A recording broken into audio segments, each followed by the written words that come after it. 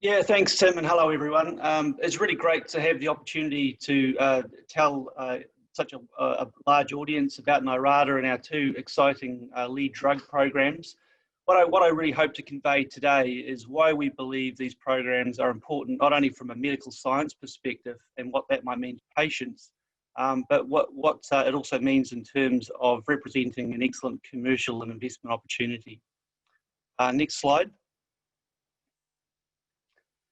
So the first drug is a cholesterol-lowering drug to help people reduce their LDL cholesterol. This represents breakthrough technology because the approach we're adopting is novel, and we believe that it'll deliver a drug that will leapfrog the competitor products. The second drug we're developing is also very exciting. It's a drug to treat traumatic brain injury and stroke, and this represents disruptive innovation, particularly in TBI, because currently there are no treatments that exist beyond surgery and supportive care. So along the bottom of this slide, you'll see the key elements of our strategy and our business model, and that is to develop innovative treatments in areas of unmet clinical need where there's large market potential. And our aim is to be either best in class, and that's what we're aiming with our cholesterol-lowering drug, or the first-line treatment, and that's the case with our brain injury drug. So being a technology company, intellectual property and having a strong patent portfolio is very important. And for a drug company, that means composition of matter patents, where we own the molecule.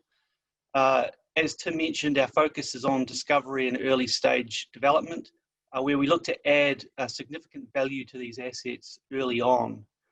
So typically for a drug company developing a new compound, the time window is 8 to 10 years. We're looking to commercialize early in a 3 to 5 year time frame. And I'll explain how we aim to achieve that. Next slide, please. So to give Nyrada's cholesterol-lowering program some context, first of all, it pays to look at what the exact problem is and what the current treatment options are. And most people are familiar with the concept of LDL cholesterol or bad cholesterol. It's a fatty, waxy substance that accumulates as a plaque on the inside of arteries. And you can see that in the graphic at the bottom there. High LDL cholesterol leads to a condition called atherosclerosis. And that's a critical contributing factor to the development of cardiovascular disease. And when this artery plaque builds up, it can cause heart attack and stroke.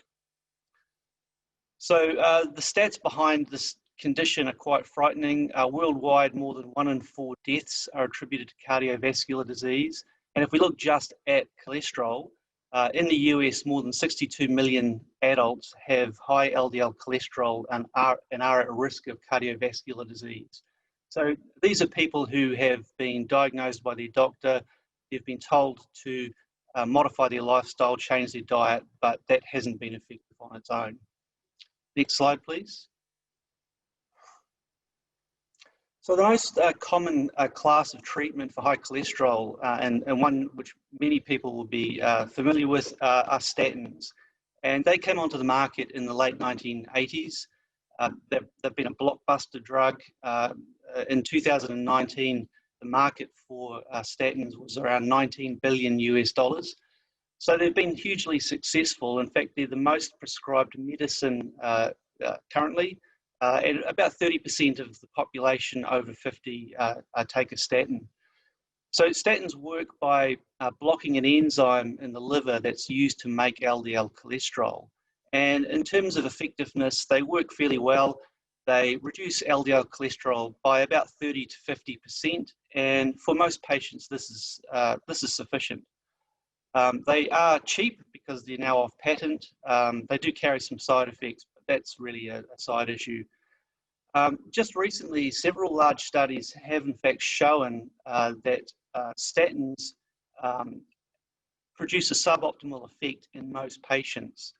And you can see, if you look at the data on the right-hand side in the slide, of the 60 million patients who have high cholesterol in the US, just under half, or 27 million of those, take a statin. And what's interesting is the number in the middle of the graph here. About 70% or 19 million of those patients, despite taking a statin, are still unable to reach their target LDL cholesterol level. So statins on their own are not the whole solution.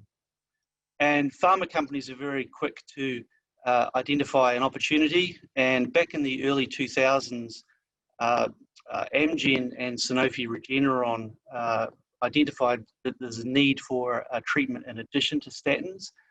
And they started looking at another approach, and they developed injectable drugs called PCSK9 inhibitors.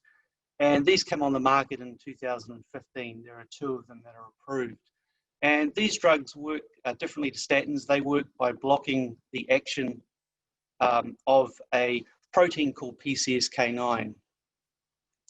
And essentially how they work is that the PCSK9 degrades the biological hardware that is responsible for taking cholesterol out of bloodstream.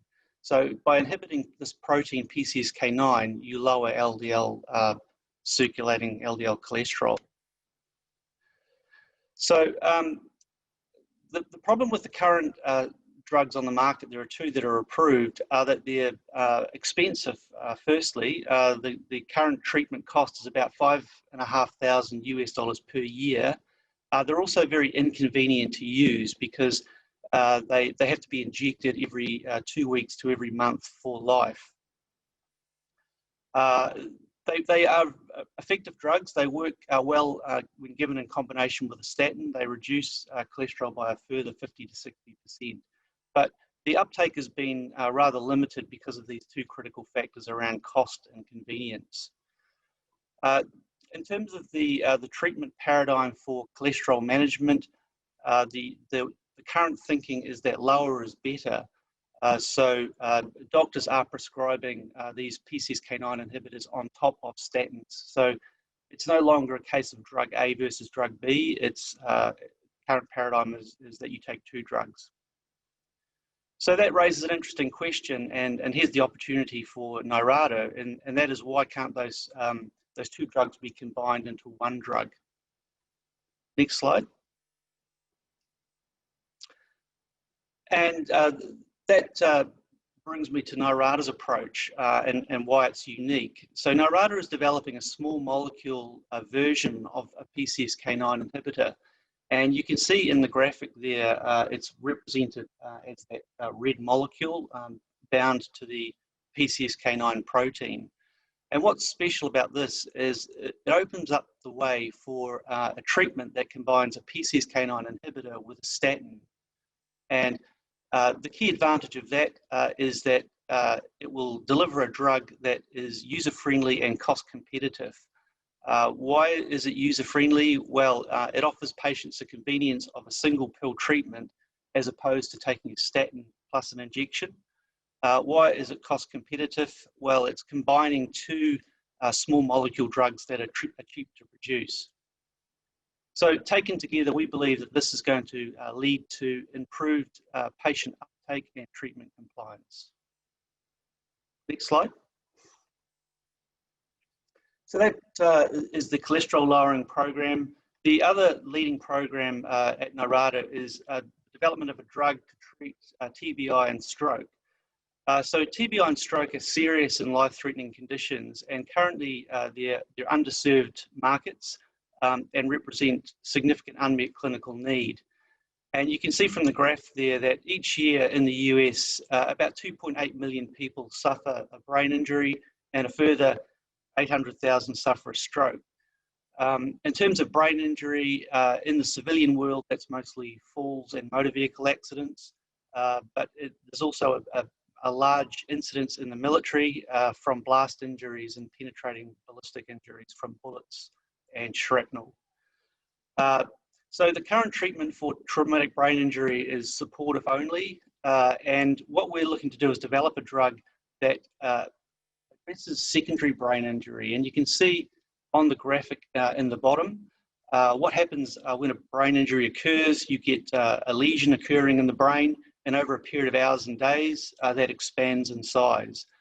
And that's bad because it directly relates to the outcome for the patient, whether they survive the injury, whether they experience long-term disability. So the way the drug works is that it blocks a chemical cascade that occurs immediately after injury, and it's really, it blocks calcium entering neuronal cells, and that calcium builds up in neurons to the levels that are toxic, and that results in cell death. Next slide. So Nyrada's technology protects the brain from the secondary damage. And again, like the cholesterol drug, this is another small molecule technology. As I mentioned, it inhibits the entry of calcium ions into these cells and, and protects them from cell death. And you can see in the graphic along the bottom there, what we're looking to do is to flatten that green curve, which is the secondary injury curve. And by doing that, we're looking to reduce the level of disability that the patient experiences. And that's shown by the dotted red line. We're developing two forms of the drug. One is an intravenous dose form, and that is for patients who are admitted to hospital with brain injury or stroke. We're also developing an intranasal delivery form, and that's to be used for patients who suffer concussions.